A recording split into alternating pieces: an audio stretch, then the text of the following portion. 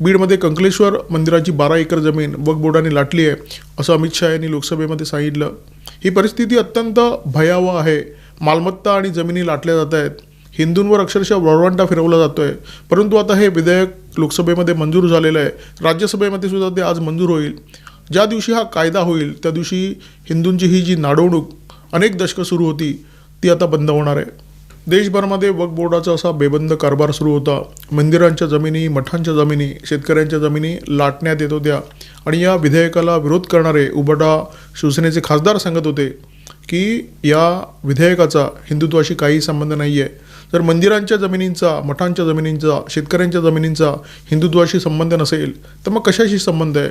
अजान स्पर्धांशी आहे की मौलाना सज्जाद नुमानी याच्या फतव्यांशी आहे? काल याच विषयावर मी व्हिडिओ केला होता आणि त्या व्हिडिओमध्ये मी असा उल्लेख केला होता की उद्धव ठाकरे यांचा या वक्फ सुधारणा विधेयकाच्या निमित्ताने पुन्हा एकदा मुखवटा फाटलेला आहे। तर त्याच्यावर एक खाली एक कॉमेंट होती। एका सज्जनाने असं म्हटलं होतं की त्यांचा मुखवटा अनेकदा फाटलेला आहे, आता तर लंगोटीसुद्धा फाटलेली आहे। आणि ही वस्तुस्थिती आहे। उद्धव ठाकरे यांचा हिरवट चेहरा आता लोकांच्या समोर आलेला आहे